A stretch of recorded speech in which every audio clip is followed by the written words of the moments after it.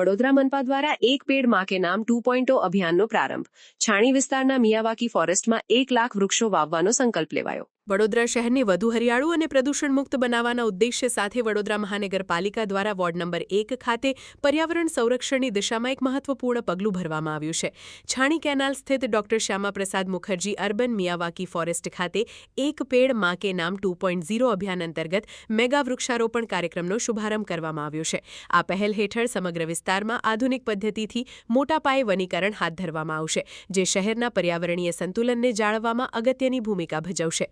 આ વિશેષ કાર્યક્રમમાં ગુજરાત વિધાનસભાના મુખ્ય દંડક બાલકૃષ્ણ એટલે કે બાલુ શુક્લ, વડોદરાના મેયર ગીતાબેન મકવાણા તેમજ વડોદરા લોકસભાના સાંસદ ડોક્ટર હેમાંગભાઈ જોશી મુખ્ય અતિથિ તરીકે ઉપસ્થિત રહ્યા હતા.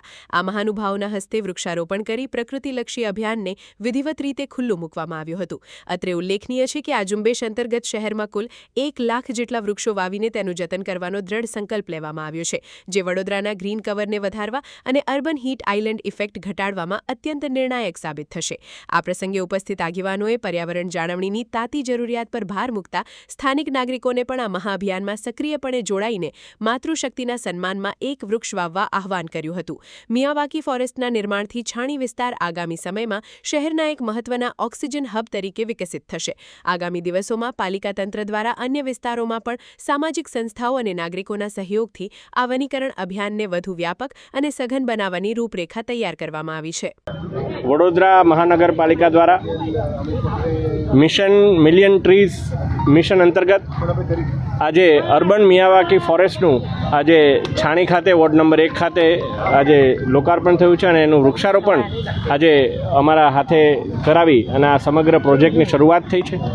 જે પ્રકારે માનનીય વડાપ્રધાનશ્રીનો જે અભિયાન છે એક પેડ માં કે નામ, એના અંતર્ગત તમામ લોકો અહીંયા વૃક્ષોનું વાવેતર તો કરશે, પરંતુ સાથે સાથે અર્બન ડેવલપમેન્ટ હેઠળ આ જે હાઈ સ્પીડ રેલ કોરિડોર છે એનું પણ કઈ રીતે વડોદરાની અંદર બ્યુટિફિકેશન થાય અને આ સમગ્ર વિસ્તાર એ અલગ રીતે વિકસે એ માટેનું આ એક સમગ્ર પ્રોજેક્ટ કરવામાં આવ્યો છે.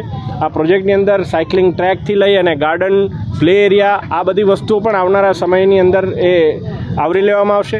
અને આ જે પ્રયાસ કરવામાં આવે છે વડોદરા મહાનગરપાલિકાના અમારા માનનીય મેયર શ્રીમતી ગીતાબેન અને આપણા મ્યુનિસિપલ કમિશનર શ્રી અરુણ મહેશ બાબુજી અને અમારી મહાનગરપાલિકાની સમગ્ર ટીમ, એમને અભિનંદન આપવા જોઈએ.